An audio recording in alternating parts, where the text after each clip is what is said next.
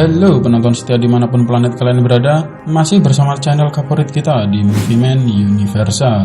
Seperti biasa, di sini kami selalu hadir dengan berbagai ringkasan film menarik untuk kalian tonton.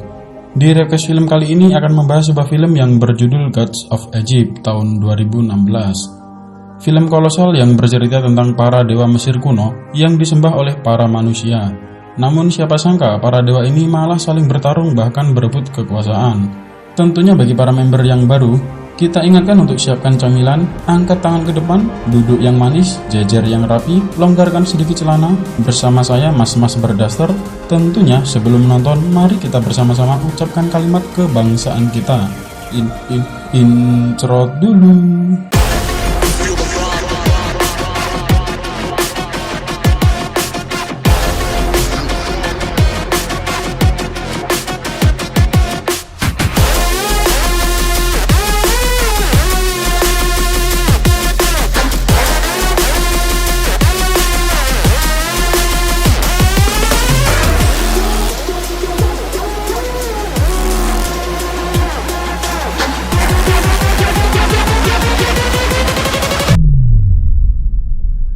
Sebuah kisah di mana dulu para dewa yang hidup di Mesir dan menciptakan surga dunia.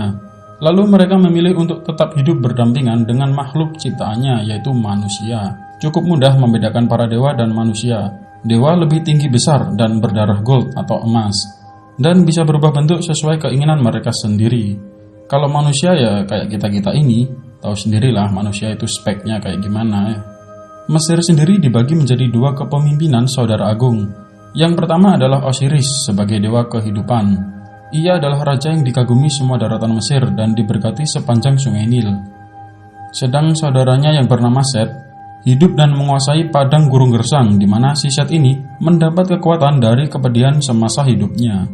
Nah, keduanya ini diberkati oleh tempat yang berbeda oleh ayah mereka, yaitu Ra atau sang dewa matahari. Hingga suatu hari saat dimana Osiris, Raja Mesir, harus menyerahkan mahkota rajanya kepada putranya, yaitu Horus, sang dewa langit.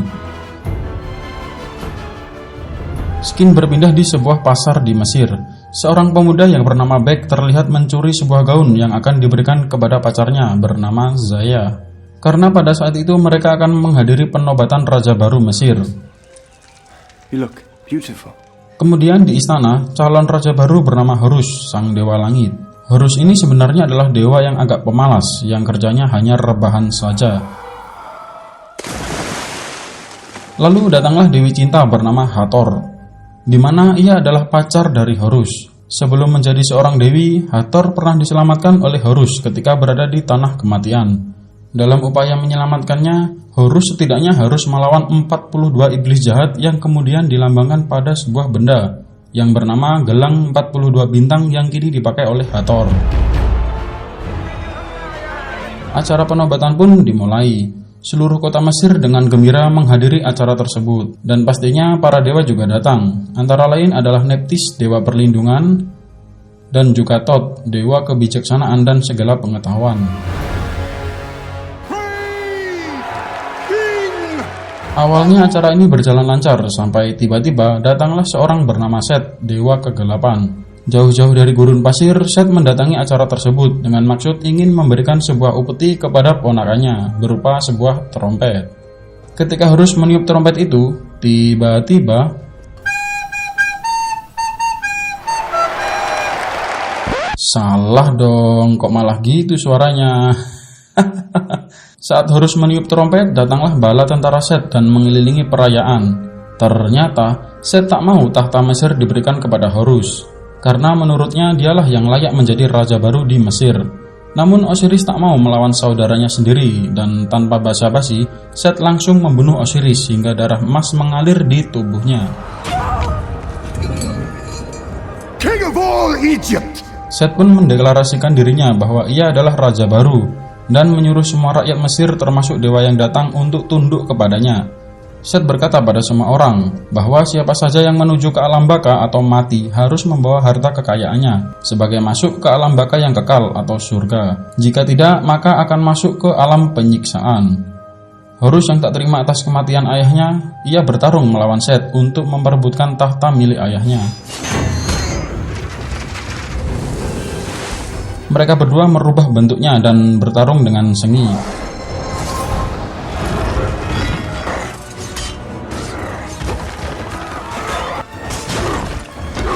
Sebenarnya Horus bisa saja mengalahkan pertarungan ini, namun Seth berbuat kecurangan dengan menyilaukan mata Horus dan membuat penglihatannya sedikit kacau.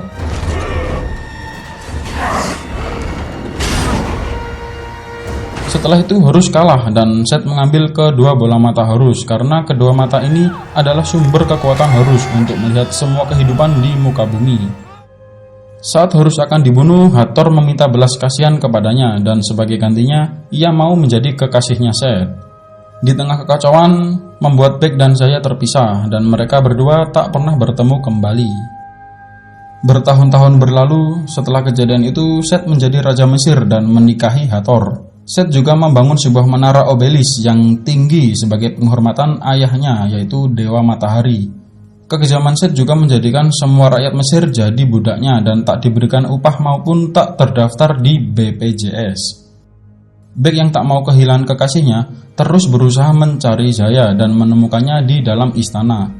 Ternyata di dalam istana Zaya telah menjadi budak dan mempunyai majikan bernama Ursu. Ursu ini adalah seorang desain interior atau arsitek yang merancang menara obelis yang dibuat oleh Seth. Bek yang berhasil menyelinap masuk dipertemukan oleh Zaya. Zaya berkata bahwa kekejaman ini tidak bisa diakhiri dan hanya Horuslah yang bisa menyelamatkan kerajaan Mesir ini. Ia lalu memberitahu Bek sebelum menemui Horus, ia harus membawa bola matanya, di mana bola mata itu berada di tempat penyimpanan emas. Setelah Seth setuju, lalu Zaya memberikan denah yang kebetulan dibangun oleh arsitek Ursu menuju ke tempat penyimpanan mata Horus. Good thing I'm cheating.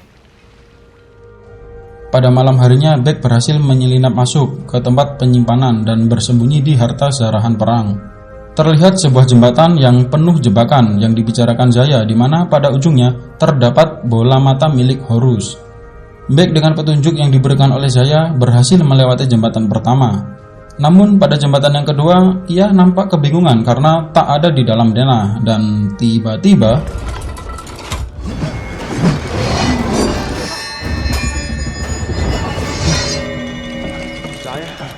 You'd say a prayer. akhirnya karena film ini tak ingin cepat selesai, Bek pun berhasil mengambil mata itu yang ternyata hanya ada satu, guys. Pada siang harinya, Bek berencana ingin menjemput Zaya.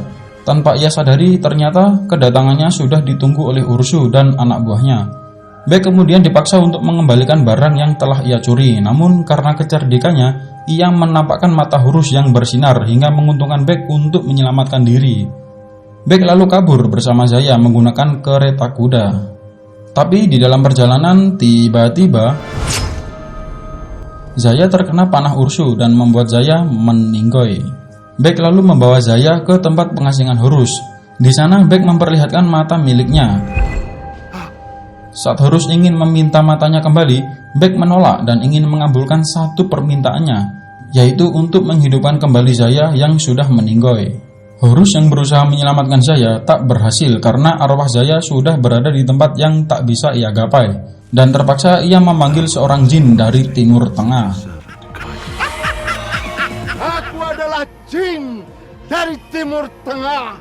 Salah dong. Horus di sini memanggil Anubis, sang dewa kematian, untuk membawa arwah Zaya ke tanah kematian. Bek saat itu mengetahui bahwa Zaya tak akan bisa melewati tanah kematian tanpa membawa sebuah kekayaan. Boro-boro kekayaan, cicilan Shopee Pay aja nunggak. Setelah mendapatkan satu bola matanya, Horus menanyakan perihal satu bola matanya kembali. Bek kemudian mengatakan bahwa bola mata satunya berada di dalam piramida milik Seth. Bek sebenarnya tahu bagaimana cara untuk mengambilnya, tapi dengan satu syarat, yaitu Horus wajib menghidupkan kembali Zaya. Kemudian Horus mempunyai sebuah rencana, yaitu merebut tahta Raja Mesir kembali. Karena dengan ia menjadi raja, Anubis akan mematuhi apa kata perintahnya dan akan menghidupkan Zaya kembali. Lalu mereka berdua setuju untuk memburu Seth dengan mayat Zaya yang berada di kuil Horus. Tak lama kemudian, Seth mengetahui tentang kehilangan mata milik Horus, dan ia juga mengetahui yang mencuri mata itu adalah makhluk fana atau seorang manusia. Di tempat kuil Horus, Seth menemukan tubuh Zaya dan mengambil kalungnya yang entah apa tujuannya, padahal hartanya sudah banyak ya. Sementara itu, Bek dan Horus mendaki gurun lewati lembah. Horus berniat ingin ke tempat kakeknya, yaitu Dewa Matahari. Tapi ia tak bisa berubah dan terbang karena hanya mempunyai sebelah mata saja. Lalu Horus berdoa meminta kepada Ra untuk diberikan kekuatan, dan tiba-tiba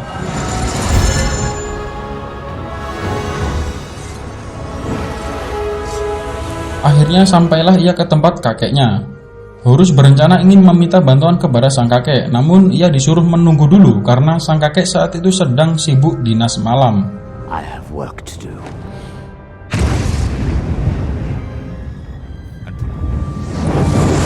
Terlihat monster iblis Apophis yang ingin melahap setiap manusia di bumi. Sang kakek mengusirnya di setiap sepertiga malam.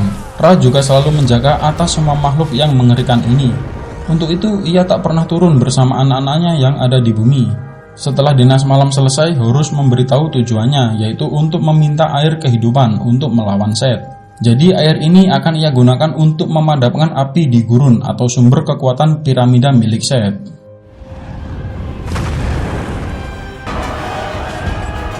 Di Mesir sendiri, Set sedang menggempur sebuah benteng, di mana benteng itu diisi oleh para dewa yang memberontak dan bersembunyi. Yang salah satu pemberontak itu adalah istrinya sendiri, yaitu Nephthys, sang dewa perlindungan. Dengan kejamnya, Set memotong dan mengambil sayapnya dan membunuh istrinya sendiri. Tak cukup dengan kekuasaannya, Set lalu berencana untuk menyerang tanah kematian, yaitu raja terakhir yang tersisa. Ia meminta Hathor untuk membawanya ke gerbang kematian dan juga untuk membuktikan kesetiaannya. Set tahu bahwa Hathor memiliki gelang 42 bintang yang bisa melindunginya dari serangan iblis jahat. Namun bukannya Hathor membantu Set, ia malah mencoba menghubungi Horus, mantan kekasihnya. Kemudian hal itu diketahui oleh Set dan menganggap Hathor berkhianat kepadanya. Hal itu membuat Set marah. Untungnya dia bisa kabur dengan cara mencabut gelangnya. Tentu saja itu akan membuatnya masuk ke alam kematian, dan gelang itu dipasang kembali supaya dirinya bisa balik maning nang lap. Penontonnya luar biasa. Salah dong. Supaya dirinya bisa kembali ke alam nyata. Kemudian Horus dan Bek terbang kembali ke bumi, membuat dia kehilangan kekuatannya karena sebelumnya Ra lah yang memberikan kekuatan itu dan hanya untuk terbang ke bumi saja. Saat Bek kembali ke perjalanan, tiba-tiba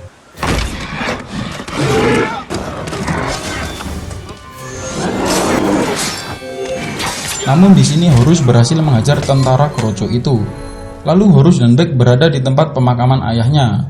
Dulunya tempat ini sangat-sangat indah, namun Set menjadikannya sebuah makam. Tiba-tiba muncullah dua pemburu suruhan Set. Mereka berniat untuk membunuh Horus dengan menunggangi ular raksasa.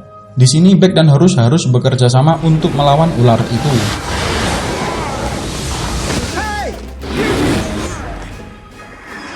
Hingga akhirnya Horus berhasil mengalahkan salah satunya. Saat kuil itu hancur, tiba-tiba muncul sosok wanita cantik yang ternyata ia adalah Hathor. Di sini ia membantu Set untuk mengalahkan ular besar itu. Sesuai namanya, Sang Dewi Cinta, ia seolah mempunyai jampi-jampi. Barang siapa, semua makhluk hidup yang memandangnya akan mematuhi semua perintah Sang Dewi Cinta. I command you. Dan dengan mudahnya ia mengalahkan ular itu dengan cara memerintahkan ular itu untuk menyemburkan api di tubuhnya sendiri. Kemudian Horus menceritakan rencananya kepada Hathor untuk ke kuil Set dan mengalahkannya. Namun Hathor berkata bahwa tak mudah melakukan semua hal itu, dan juga kuil itu dijaga oleh makhluk super cerdas dan penuh teka-teki. Siapapun yang masuk ke kuil Set wajib menjawab satu pertanyaannya dengan benar, karena jika salah pilihannya hanyalah mati.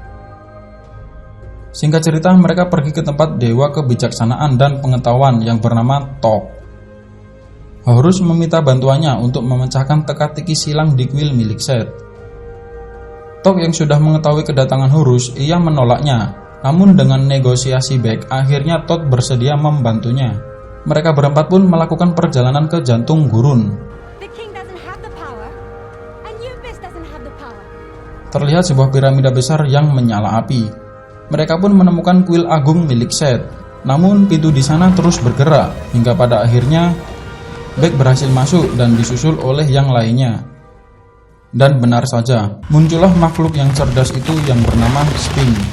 Ia menanyakan sebuah teka-teki yang rumit. Aku tak pernah ada, tapi aku selalu ada. Tak pernah ada yang melihat diriku selamanya, namun diriku dipuja dan dipercayai oleh segala makhluk hidup. Siapakah aku? Hayo guys, ada yang tahu nggak nih jawabannya? I never doubted you.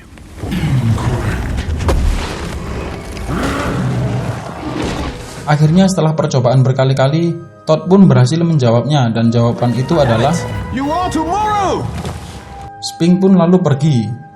Saat Horus belum sempat meneteskan air kehidupan, tiba-tiba sebuah jebakan mengenai Horus dan Hathor. Lalu muncul Seth dan mengambil otak-otak kecerdasan milik Todd. Beck pun berusaha mengambil air dan menuangkannya ke dalam sumur. Akan tetapi Seth menghentikannya dan menunjukkan kalung milik Zaya. Seth kemudian mengatakan kebohongan Horus, yaitu tak akan mungkin Horus menghidupkan Zaya yang sudah mati meskipun ia sudah menjadi Raja Mesir. Lalu Seth merebut air itu dan membuangnya. Tak lama piramid itu runtuh dan mereka berusaha untuk keluar dari reruntuhan itu.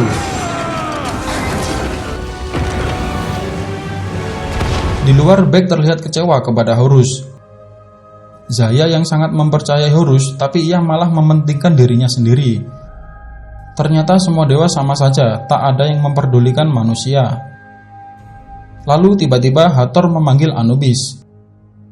Karena Zaya tak memiliki harta apapun untuk dilewati di gerbang kematian, maka Hathor akan memberikan gelang berharga kepunyaannya kepada Beck untuk diberikan kepada Zaya.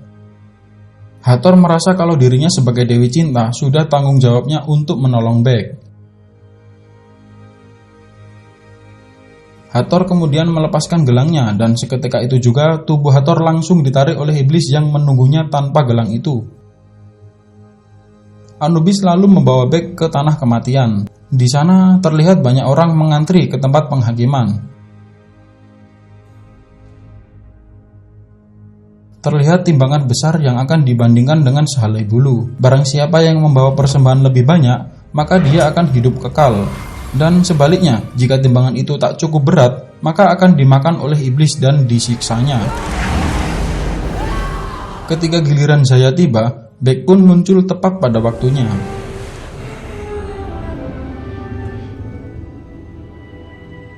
Di dalam istana terlihat Seth sedang menggabungkan semua kekuatan dewa ke wujud perubahannya hingga membuat ia terlihat lebih kuat dan sempurna. Ternyata semua dewa yang sudah ia taklukkan diambil core inti kekuatannya dan digabungkan bersamanya. Antara lain adalah sayap emas milik Dewi Neptis yang membuatnya bisa terbang kemanapun ia berada, dan otak dari Dewa Thoth yang memiliki segala macam pengetahuan. Ada juga jantung Dewa Osiris yang membuat ia berkuasa atas apapun yang ada di daratan, dan yang terakhir mata dewa milik Horus yang tak luput dari penglihatannya. Sekarang Seth memiliki kekuatan yang bahkan melebihi dari kekuatan Dewa Matahari sekaligus. Lalu ia pergi mendatangi ayahnya yaitu Dewa Ra atau Matahari dan menanyakan mengapa dirinya diasingkan di sebuah gurun pasir yang gersang sedangkan saudaranya diberikan kekuasaan sepanjang sungai Nil. Ayahnya mengatakan bahwa sebenarnya itu adalah ujian dirinya dan jika Seth berhasil dengan ujian itu, Seth akan menggantikan posisinya sebagai Dewa Ra suatu saat nanti. Sebenarnya tujuan Seth ke situ adalah untuk mengambil alih kekuasaan Dewa Ra. Dengan begitu si iblis Apophis akan turun ke bumi dan melahap apapun sekaligus tanah kematian. Nah, dengan hancurnya tanah kematian, maka tak akan ada lagi yang namanya kematian. Jadi rencana Seth yaitu ingin kehidupan yang abadi atau immortality. Lalu terjadilah sebuah pertarungan yang hebat antara ayah dan anak.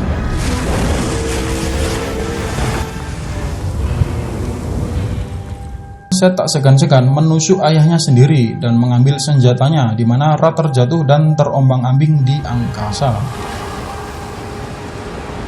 Hal itu menimbulkan kekacauan dan goncangan di tanah kematian. Dengan kekuatannya, Anubis menahan kehancuran itu sambil berteriak bahwa Horus pasti bisa memperbaiki semua ini. Beck lalu kembali ke dunia nyata dan bertemu Horus. Dibantu dengan kendaraan Neptis, mereka ke menara untuk membunuh Seth, dan tentunya film ini sudah hampir selesai guys. Seth pun sudah menunggu Horus dan berdiri di atas menara dengan gagahnya, karena kekuatan semua dewa ada pada dirinya, termasuk tongkat milik Dewa Matahari.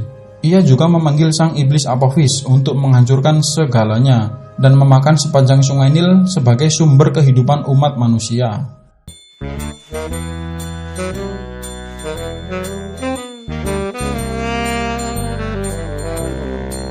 Seth dan Horus pun bertarung di atas menara, dan Beck bertarung melawan Ursu di dalam menara.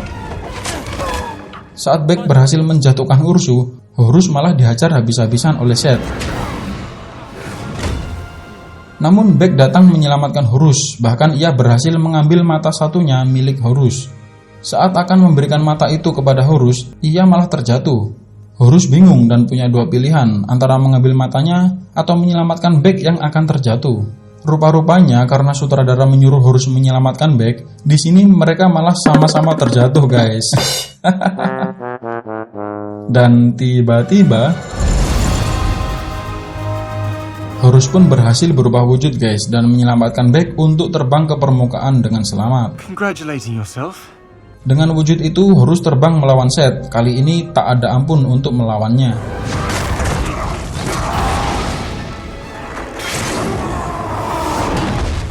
Horus pun berhasil mengalahkan Seth hingga membuat menara itu roboh. Seth pun tergeletak dan berdarah-darah. Tentunya darah yang keluar adalah emas, entah berapa gram kalau ditimbang ke toko pojok ya ini ya.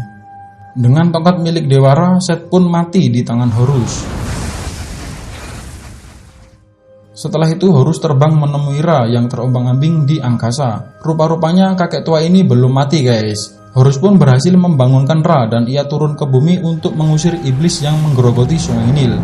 Dan iblis itu pun pergi dan membuat tanah kematian serta kehidupan selamat dari kehancuran. Selesai itu Horus mendapatkan matanya kembali. Namun sayangnya Beck yang sudah terluka parah, perlahan-lahan ia mati. Mati atau hidup nih? Woi. Mayat Beck lalu dibawa Horus di sebelah dekat mayat Zaya. Lalu pamannya Dewa Matahari mendatangi Horus karena ia sangat berhutang budi kepadanya dan akan mengabulkan apapun permintaannya. Lalu Horus hanya meminta untuk menghidupkan Beck dan juga Zaya. Zaya. No. Sebelum film berakhir, penobatan raja dilakukan kembali dan Horus resmi menjadi Raja Mesir guys. Ia akan menjadi raja yang adil dan Beck diangkat menjadi satu-satunya manusia yang menjadi penasehat raja. Horus kemudian mengatakan kalau jalan menuju akhirat bisa ditempuh bukan dengan kekayaan, melainkan dengan perbuatan baik, kasih sayang, dan kemuliaan hati. Setelah penobatan, Beck mengembalikan gelang milik Hathor. Horus pun langsung pergi untuk mencari kekasihnya yaitu Hathor sang Dewi Cinta, dengan menitipkan semua kerajaan di bawah kepemimpinan penasihatnya, yaitu Beck. Dan film pun selesai. Oke, sekian dulu pembahasan filmnya. Dan kami memberi rating 9,9 di film ini. Dan sangat merekomendasikan untuk kalian menonton film aslinya secara keseluruhan ya guys. Terima kasih sudah menonton. Tulis jejak Anda di komentar, subscribe, nyalakan lonceng untuk mengetahui update pembahasan film terbaru dari Movie Man Universal. Bye.